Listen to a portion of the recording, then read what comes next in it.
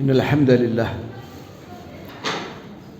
نحمده ونستعينه ونستغفره ونستهديه ونتوب إليه ونعوذ بالله من شرور أنفسنا ومن سيئات أعمالنا من يهده الله فلا مضل له ومن يضلل فلا هادي له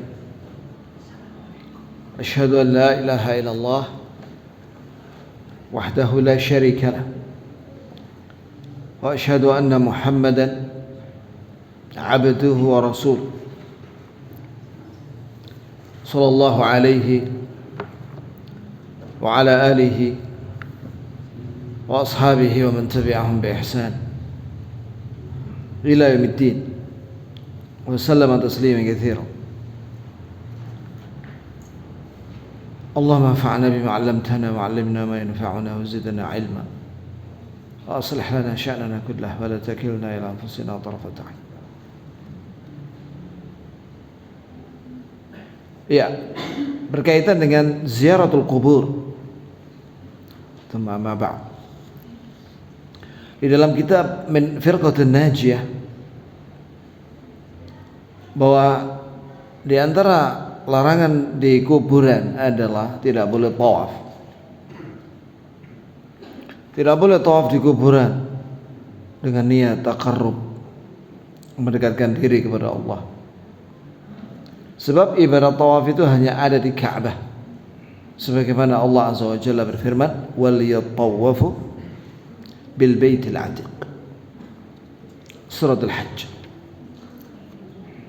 Hendaklah mereka tawaf di Ka'bah. Sebagaimana yang sudah saya ceritakan, sebagian ulama kita melihat langsung pemandangan orang-orang sedang tawaf di kuburan. Mereka ini adalah orang-orang sufi. Orang-orang sufi. Iya. Orang jahil.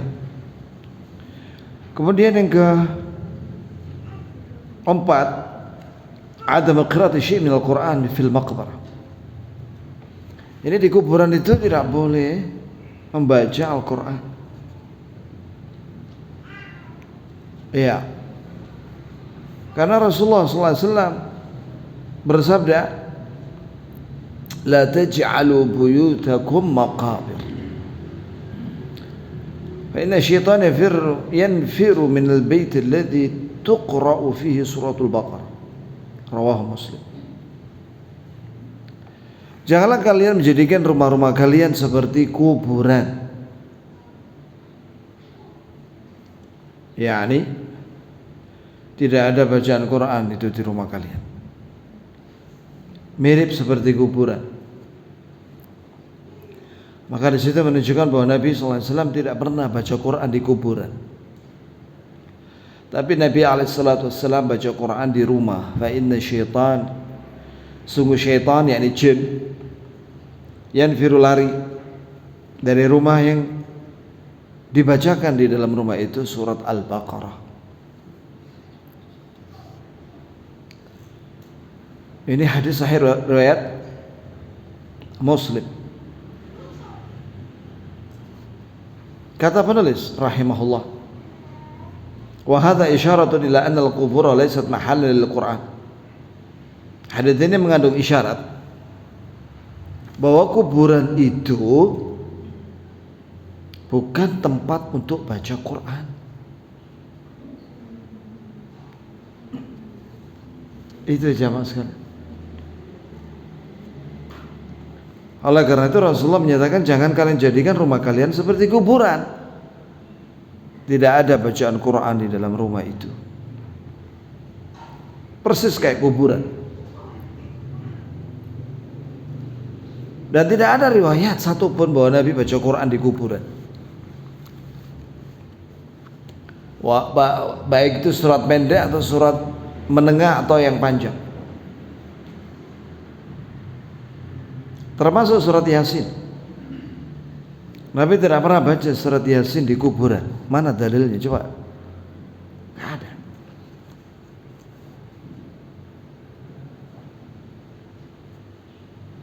Ya. Bi'aksil bait, beda dengan rumah.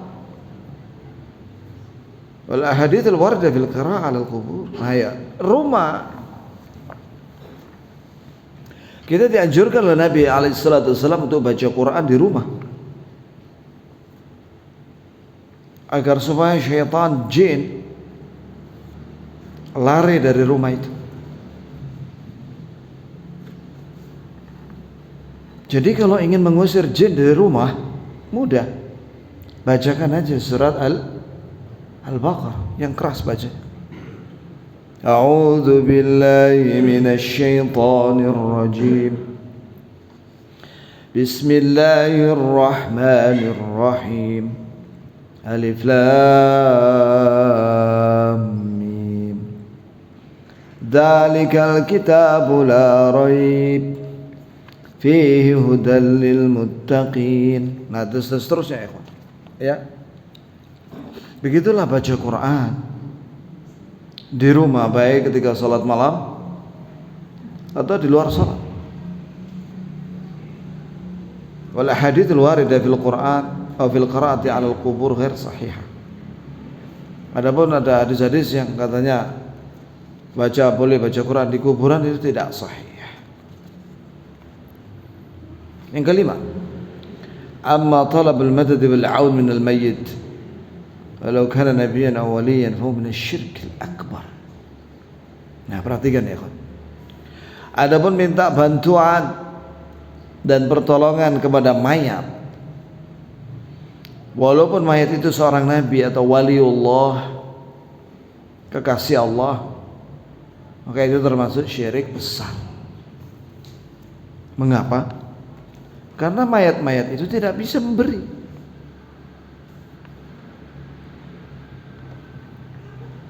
Mayat itu tidak bisa memberi. Walau sami'u, sekiranya mereka mendengar apa yang diucapkan, sekiranya mayat itu mendengar apa yang diucapkan oleh orang-orang yang datang ke kuburan itu, mastajabu lakum, mereka tidak bisa menjawab doa-doa kalian. Wa yaumal qiyamati yakfuruna bisyirkikum, dan pada hari kiamat mayat-mayat itu yang kalian dulu pernah berdoa minta kepada mayat-mayat itu, mereka kafir dengan syirik kalian, kesyirikan kalian. Itu jelas bahwa Allah menyatakan bahwa berdoa kepada mayat itu kafir atau musyrik. Wala yunabbi'uka mithlu khabir, tidak ada yang bisa memberitahu kepada kalian tentang masalah ini selain Allah yang Maha mengetahui. Dalil bahwasanya berdoa kepada mayat dan makhluk yang lainnya yang tidak bisa memberikan pertolongan dan bantuan kecuali Allah, dibawakan di sini oleh penulis surat Yunus. Wala tad'u min dunillah ma la yanfa'uka wa la yadhurruk. Fa in fa'alta fa innaka idza min adh-dhalimin. Wala tad'u min dunillah ma la yanfa'uka wa la yadhurruk. Fa in fa'alta fa innaka idza min adh-dhalimin. Artinya janganlah kamu berdoa. Kalimat tad'u maknanya ada dua ya, kawan. Wala tad'u, ya ini jangan berdoa dan jangan beribadah min dunillah, kepada selain Allah. Karena doa ada dua, ada doaul masalah, ada doaul ibadah. Berarti ayat ini artinya janganlah kamu berdoa dan janganlah kamu beribadah min dunillah, kepada selain Allah. Ma la yanfa'uk, yang mana makhluk yang kalian berdoa itu tidak bisa beri manfaat sedikit pun kepada anda. Wala yadurruk, dan tidak bisa membahayakan anda. Jika kamu melakukan itu, maka sungguh kamu termasuk orang yang dhalim karena musyrik. Inna syirka la dhulmun 'adzim. Sesungguhnya syirik itu kezaliman yang paling besar. Ay musyrikin, yang tergolong orang musyrik. Ya Allah, zaman sekarang ini ada orang ngaku tokoh agama, mengajak manusia untuk minta madad, bantuan kepada Rasulullah. Ribuan saya lihat videonya itu, ada di YouTube. Judulnya Madad ya Rasulullah, dalam bahasa Indonesia. Ini juga dalam bahasa Arab, tulis klik Madad ya Rasulullah atau dalam bahasa Arab, akan keluar videonya mereka itu. Ribuan orang diajak musyrik berjamaah, tak ada yang mengingkari illa ahli tauhid, kecuali orang yang bertauhid. Kemudian yang keenam, adam wadi' akalil az-zuhur wa hamliha liwad'iha ala qabr al-mayyit. Tidak perlu meletakkan karangan bunga dan membawanya diletakkan di kuburan mayat. Lianna tashabbuh bin Nasara, karena itu meniru kaum Nasrani. Kita dilarang ya kan meniru Nasrani dalam ibadah. Man tashabbaha biqaumin fa huwa minhum. Barang siapa meniru suatu kaum, dia golongan mereka. Dan juga dalam karangan bunga itu idha'atul lil mal, membuang-buang duit, menyia-nyiakan harta. Bima la faedata fi, tidak ada faedah.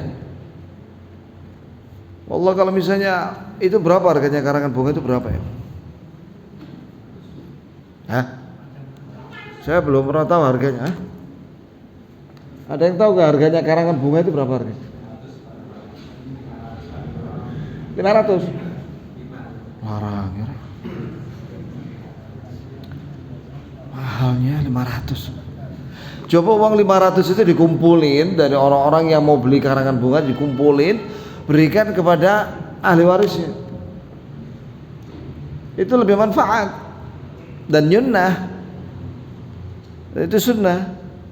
Tapi kasih pesan ya, jangan kamu belikan HP loh ya.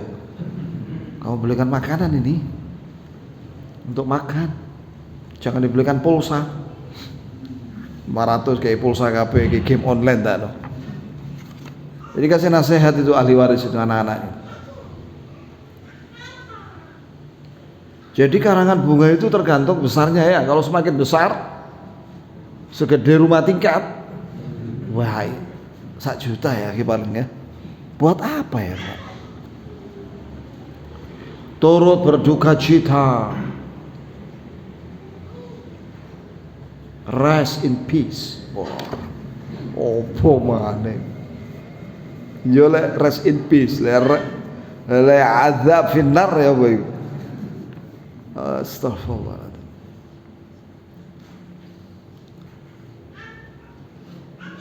Jadi bagaimana kalau ada orang ngirim-ngirim karangan bunga? Sunnahnya bagaimana? Yang benar bagaimana? Shelo itu, buang tempat sampah. Gak memerlukan kita dengan karangan bunga. Kita butuh doa orang yang melayat. Itu lebih manfaat daripada karangan bunga.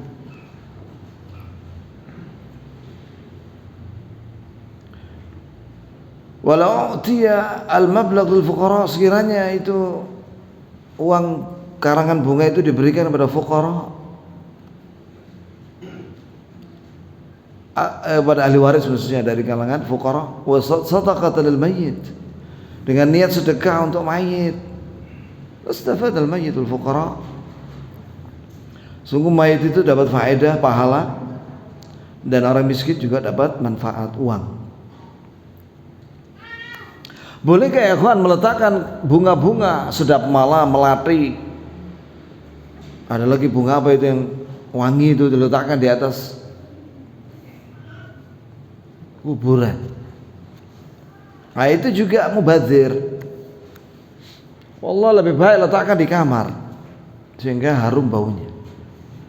Letakkan di baskom, kemudian kasih air sedikit, letakkan di situ bunga-bunga itu melati, sedap malam. Apalagi yang wangi itu ya? Mosok wangi mawar? Kayaknya nggak wangi deh. Yang wangi-wangi itu loh yang biasa dipakai orang. Ya, itu lebih baik letakkan di kamar supaya kamarnya wangi, bau harum, bukan bau apek. Lah ini kok ditaruh di kuburan, apa manfaatnya? Gak ada manfaat. Wallahi sekiranya itu meletakkan bunga-bunga yang wangi itu di atas kuburan itu adalah perbuatan Nabi dan para sahabat, insya Allah kita lakukan. Tapi Nabi dan para sahabat sallallahu alaihi wasallam dan radhiyallahu anhum mereka tidak pernah meletakkan bunga-bunga itu.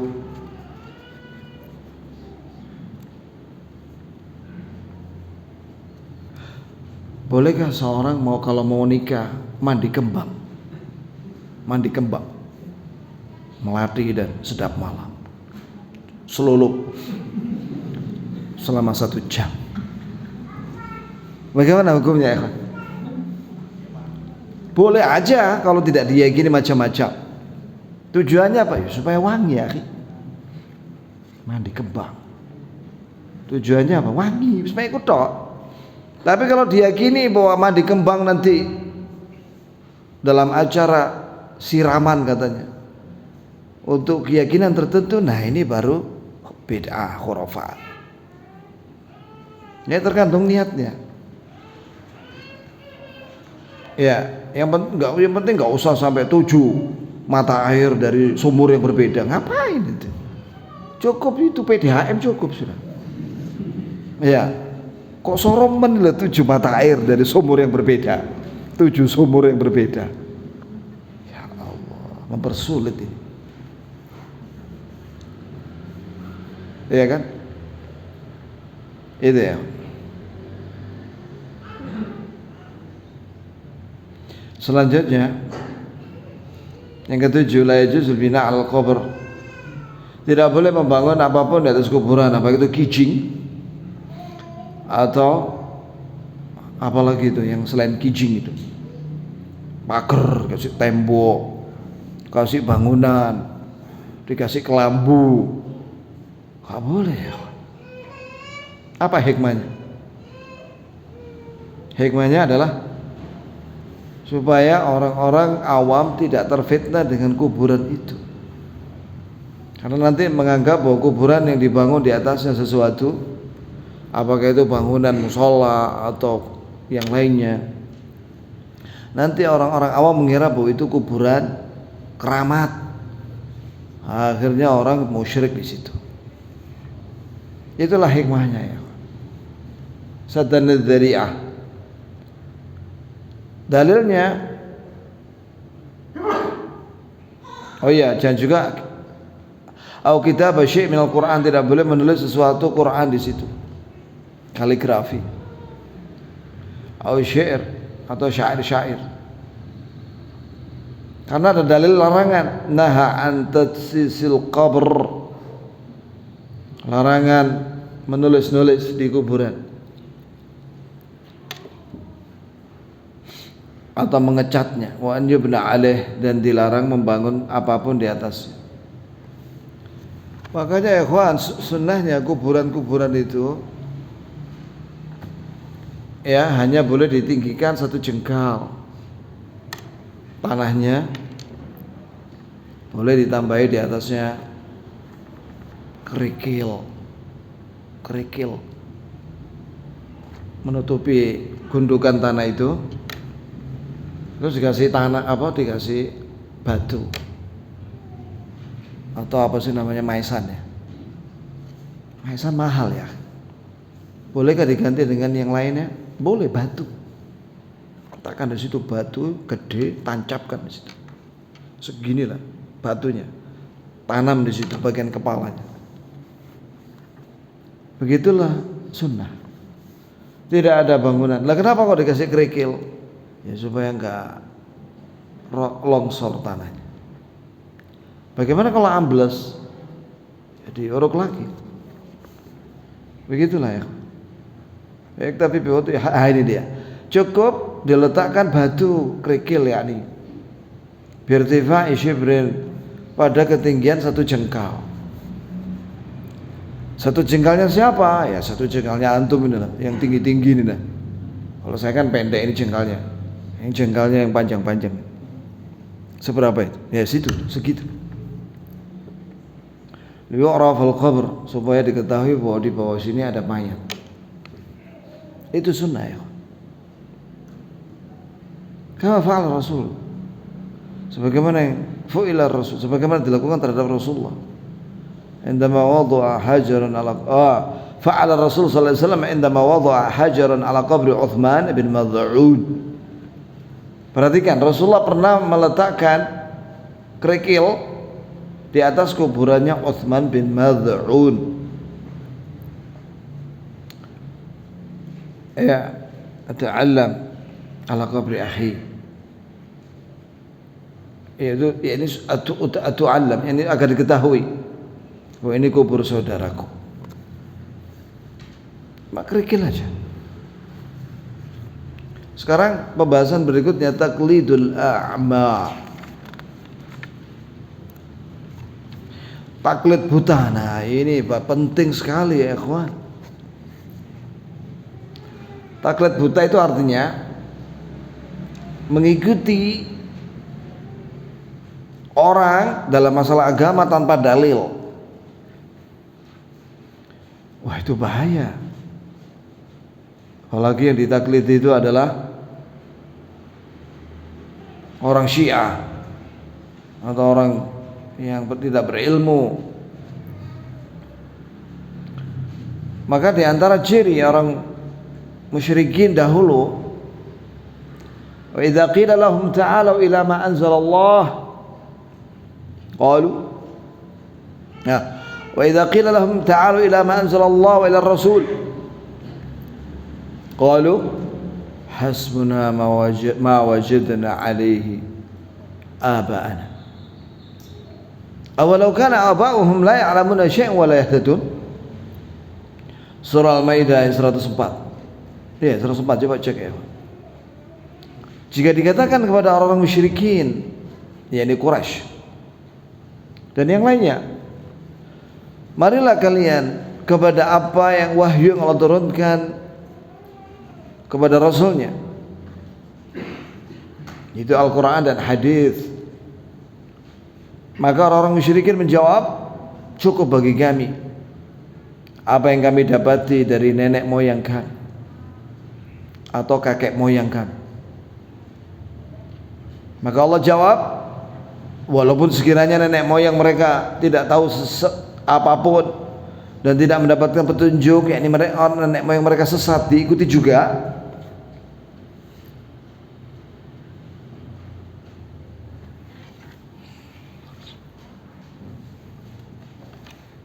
Ya, taklid inilah yang menyebabkan mereka musyrik.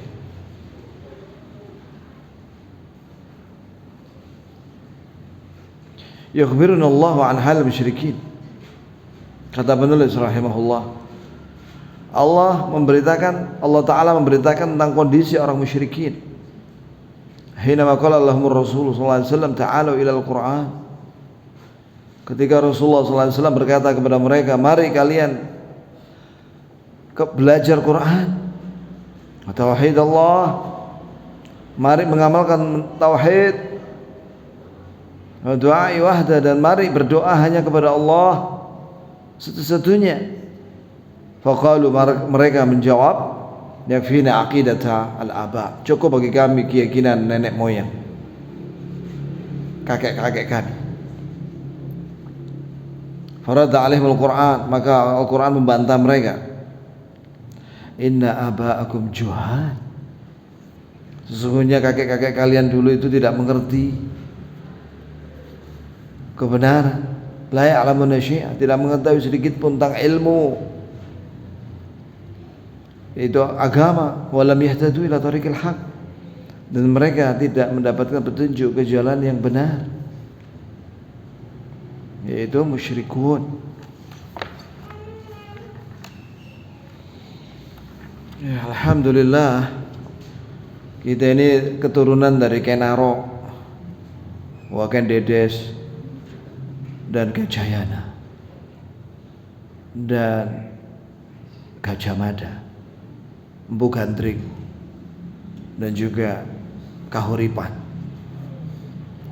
Bani suku Jawa, Bani suku Melayu, Sunda, Banjari, Bugis,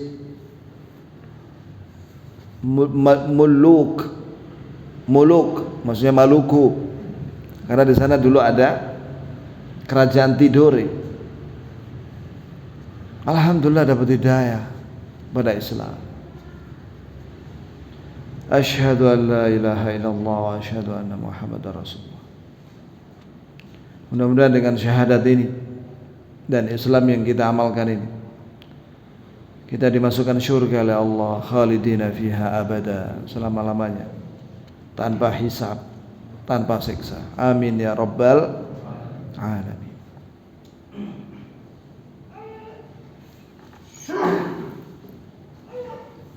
Yaitu dengan menurut buku karya Ustaz Zainal Abidin dalam Wali Songo, para ulama itu dikirim semenjak zamannya Khulafa Ar-Rasyidin, zamannya Ali bin Abi Thalib. Bahkan ada riwayat Ali bin Abi Thalib pernah ke Cirebon. Wallahu alam kebenarannya. Dan mereka itu orang Arab. Semenjak zaman Khulafa Ar-Rasyidin, kemudian Khilafah Umayyah dan Abbasiyah, dikirim berdakwah ke Indonesia. Ada yang balik lagi ke negara mereka, ada yang menikah dan meninggal di Indonesia. Seperti Wali Songo itu orang Arab semua itu. Iya, itu ya kan. Makanya salah satu di antara mereka namanya Sunan Kudus. Kenapa kok dinamakan Sunan Kudus ya? Karena dari Al-Quds, dari Baitul Maqdis dia. Orang Arab sana di Syam, sekarang menjadi Palestina. Jelas ya kok? Makanya kotanya namanya apa? Kudus. Bahasa Arabnya Al-Quds. Iya. Itu orang Arab.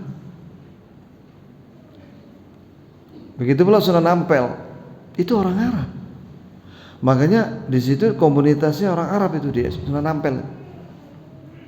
Orang Arab kan? Nah itu turun temurun itu. Menikah dengan orang Indonesia, beranak pinak di sana, Surabaya. Banyak orang Arab di sekitaran Ampel. Begitu pula Sunan Bonang dan lain-lain, itu orang Arab semua itu ya.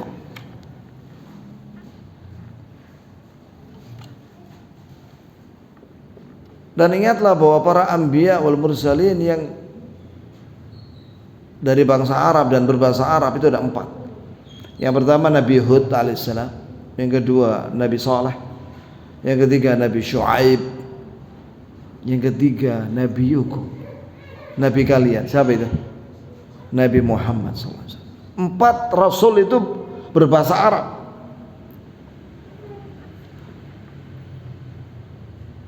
Ya kawan, kenapa Allah memilih bahasa Arab untuk Al-Quran dan Hadis? Karena bahasa Arab itu, jamaah sekalian, memiliki kaedah yang lengkap, lebih lengkap daripada bahasa lain di dunia. Cek, satu kata dalam bahasa Arab itu bisa menjadi 70 lebih kata. Contoh kata menulis. Ya, rumus pokoknya kataba yaktubu, katban kitaban wa kitaban, kadibun maktubun, uktub la taktub, miktabun maktabun maktabun, kutiba yuktabun.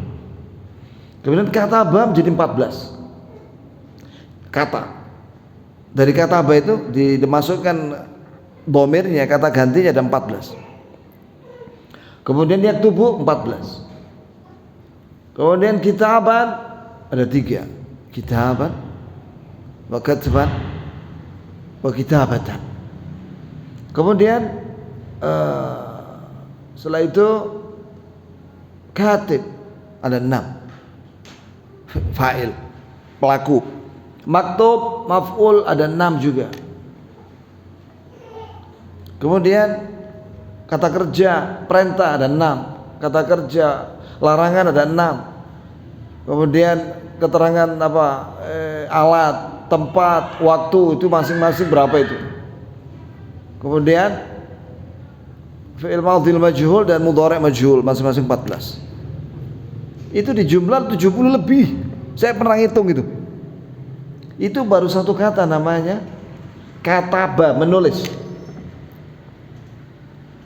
Lah kalau bahasa Inggris sudah berapa? Write.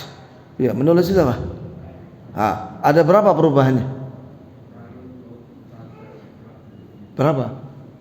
4. Loh, bahasa Arab itu 70 lebih. Mana yang lebih kaya? Bahasa Arab atau bahasa Inggris? Bahasa Arab. Ya. Nah, bahasa Indonesia ya banyak mengambil dari kosakata bahasa Arab. Fana. Fana itu bahasa Arab. Binasa artinya. Majelis. Permusyawaratan. Apalagi kursi. Apalagi lezat. Lezat itu dari kata ladid. Banyak ya. Banyak sekali. Ada yang disingkat-singkat. Sayyidatina disingkat sama orang jawab jadi apa? Siti. Ya. Itu sudah. Itu dari bahasa Arab itu. Sayyidatina. Sayyid kalau laki-laki. Siapa yang menciptakan bahasa? Allah. Semua bahasa itu Allah yang menciptakan. Wa ikhtilafu alsinatikum wa alwanikum. Allah yang menciptakan berbagai macam bahasa kalian dan warna kulit kalian. PBB mencatat bahwa bahasa di dunia ini lebih dari 1000 bahasa. Banyak sekali. Semua itu Allah yang menciptakan. Dan yang terbaik dari 1000 bahasa itu lebih bahasa Arab. Karena memiliki kaidah yang lengkap.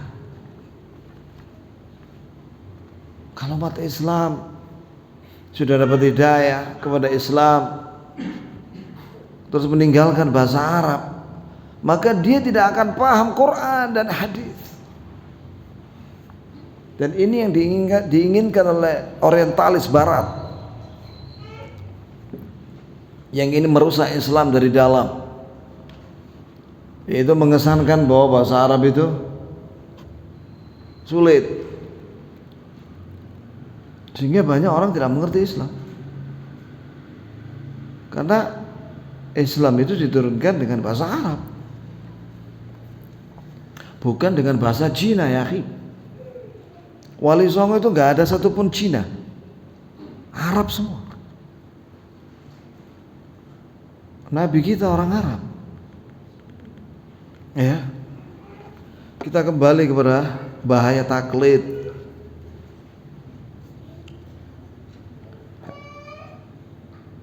Inna katsiran minal muslimin waqa'u fi hadha taqlidil a'ma. Sekarang banyak orang Islam yang jatuh ke dalam taklid buta. Faqad sami'tu ahad ad-du'at yakhutbu fi muhadaratin qailah.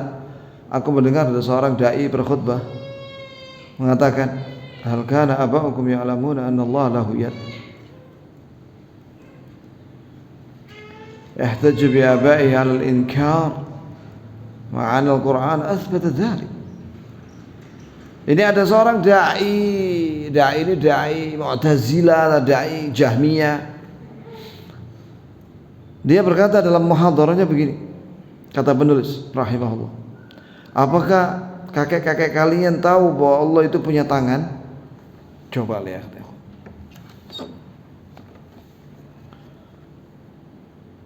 Dia berhujjah dengan nenek moyang untuk mengingkari tangannya Allah. Padahal di Quran itu banyak dalil yang menunjukkan bahwa Allah punya tangan.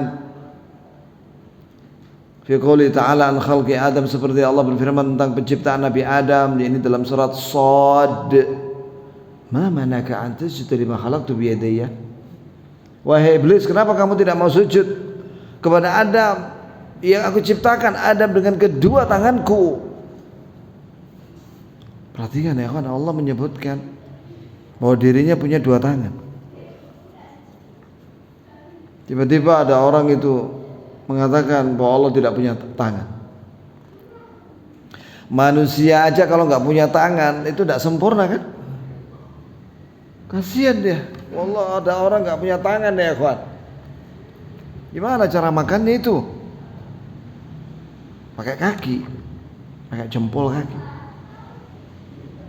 Yang kasihan itu kalau cebok gimana ya? Ya Rabb. Nah, manusia aja kalau nggak punya tangan cacat dia. Tiba-tiba dia mengatakan bahwa Allah nggak punya tangan. Subhanallah.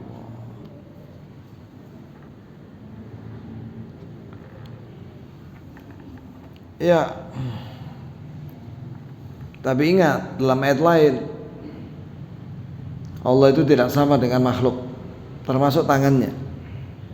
Wala tushbihu yaduhu yada makhlukatihi. Dan ingat bahwa tidak sama tangannya Allah dengan tangan makhluk, siapapun itu.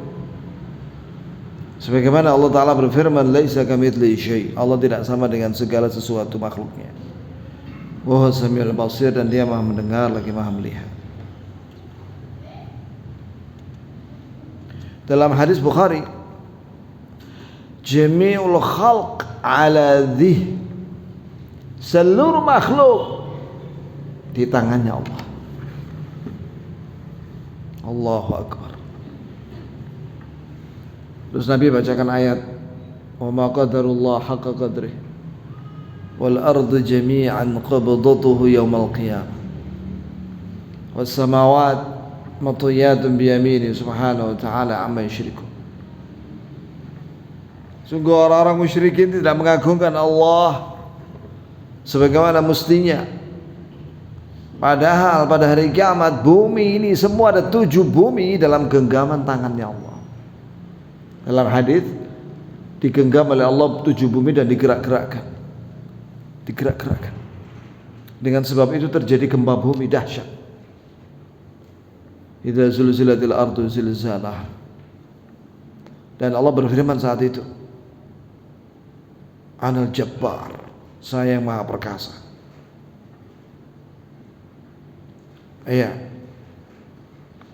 Aina mulukul ard, mana raja-raja dunia?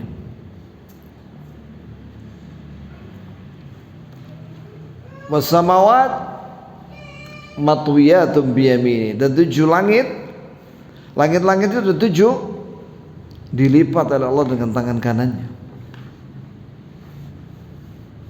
Allahu Akbar. Kayak apa gedenya itu? Allahu Akbar.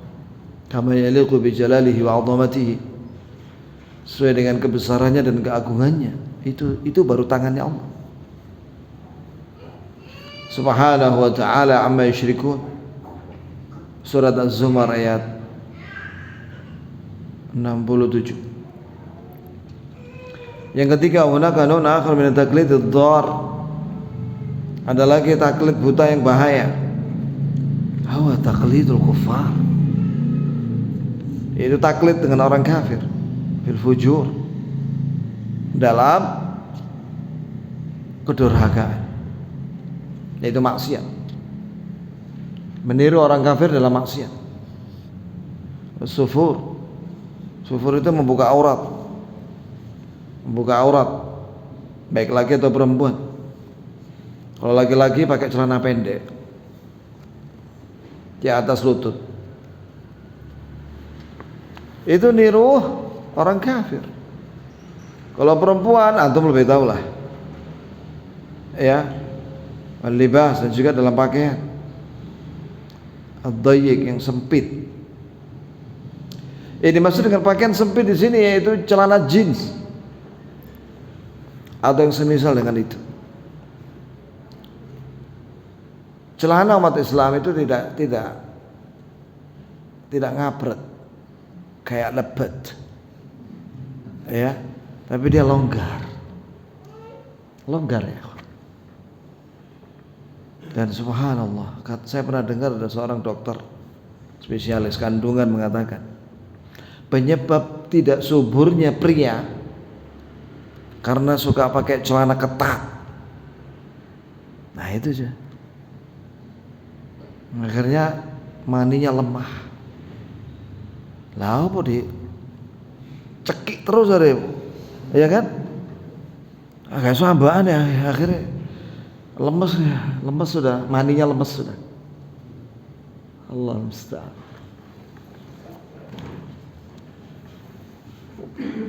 Kemudian walaitana qalladnahum fil mukhtara'at. Kalau misalnya umat Islam meniru orang kafir dalam hal teknologi an-nafi' yang bermanfaat, kesunai ta'irat seperti yang bikin pesawat tempur atau pesawat komersial, waghiriha dan yang lainnya, mobil misalnya, mimma yufiduna, itu manfaat buat kita, nggak apa-apa.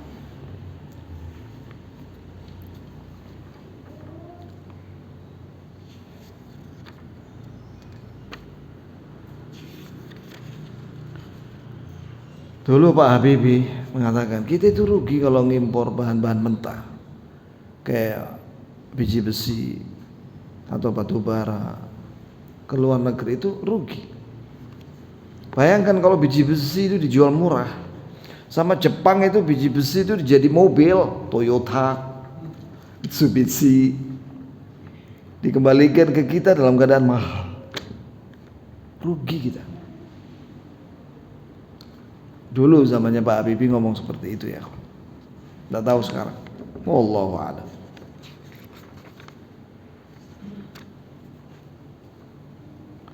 Yang keempat, katsir minan nasi taqulu lahu qala Allah qala Rasul. Ada misalnya kita mengatakan pada manusia bahwa Allah berfirman, bahwa Rasulullah sallallahu alaihi wasallam bersabda, Allah taala berfirman bahwa Rasulullah sallallahu alaihi wasallam bersabda. Maka orang itu menjawab, qala syekh, berkata syekh fulan. Alam yasma'u qawluhu ta'ala, apakah mereka tidak mendengar firman Allah yang maha tinggi?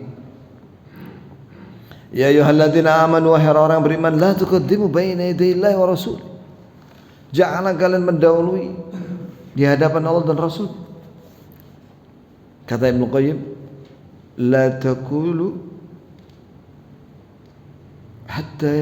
la taqul hatta yaqul, la taqul hatta yaqulu Allah wa rasuluh, janganlah kamu berbicara sampai Allah dan Rasulnya bicara dulu.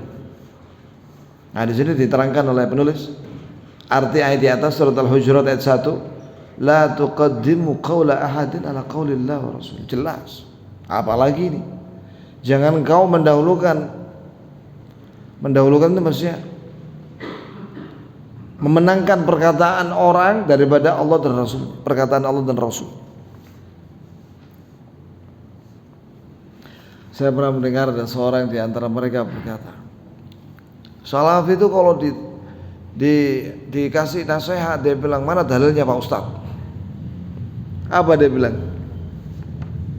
Kita itu tidak mungkin bisa memahami semua yang ada di zaman Nabi dengan dalil, katanya. Padahal mudah. Kata dia, kita selesaikan habis adanya sedikit.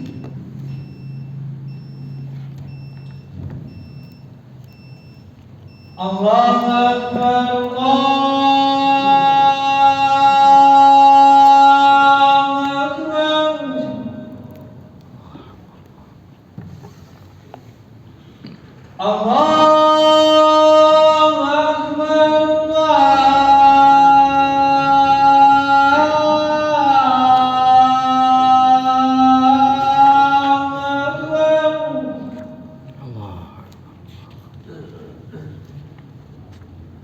asyhadu an la ilaha illallah.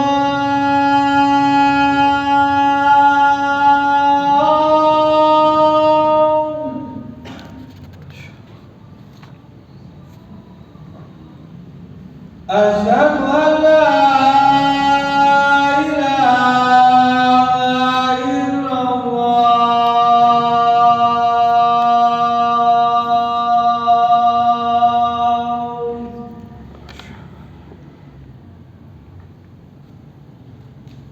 أشهد أن محمدا رسول الله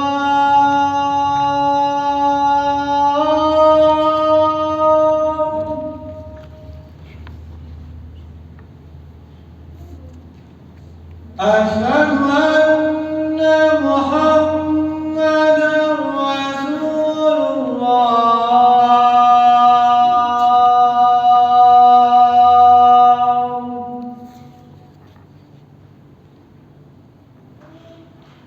حي على الصلاة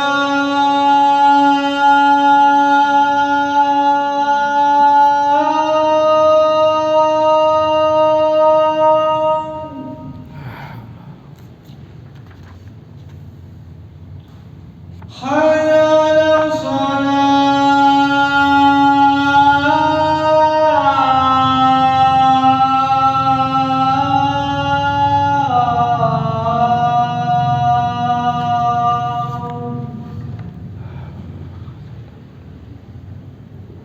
حي على الفلاح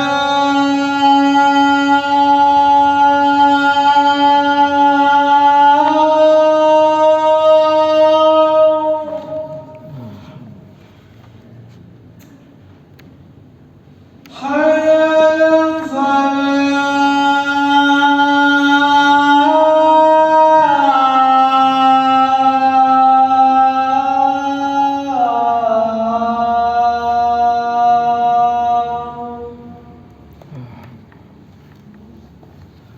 الله أكبر الله أكبر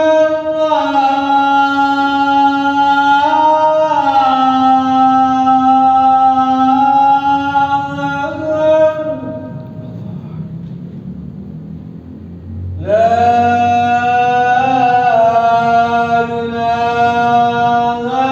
إلا الله La ilaha illallah, la syarika lahu.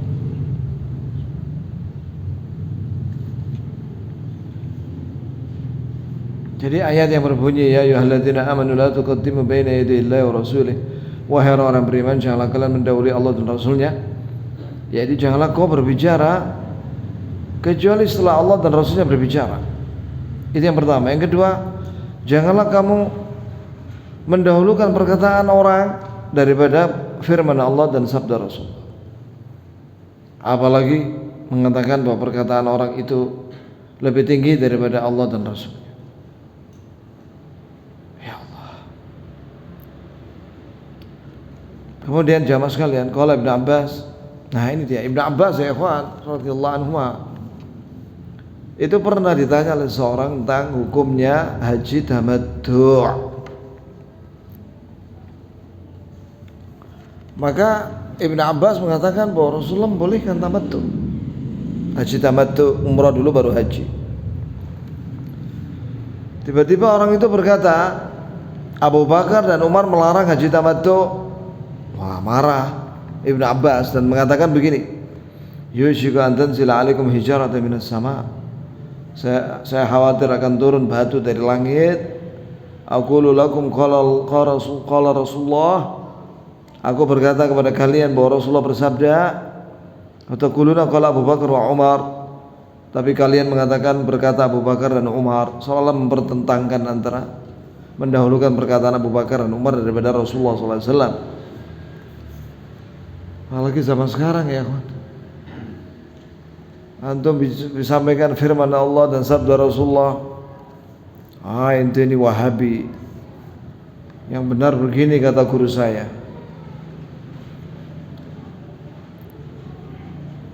Kemudian aku lakum aywa. Wa qala syair inkiru 'ala al-mutajjid bi kalam syuyukhihim.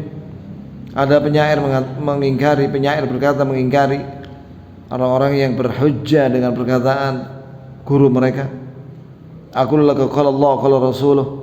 Aku berkata kepadamu, ini Allah berfirman dan sabda Rasulullah bersabda sallallahu alaihi wasallam. Fatajibu syekhi innahu qad qala. Maka kau menjawab bahwa guruku telah berkata begini dan begitu. Demikianlah ikhwan ya tentang bahaya taklid buta, dan kewajiban kita adalah ittiba, mengikuti pendapat berdasarkan dalil. Kemana dalil itu beredar kita ikuti dia, Quran dan sunnah yang sahih. Subhanakallahumma bihamdik asyhadu an la ilaha illa anta astaghfiruka wa atubu ilaik.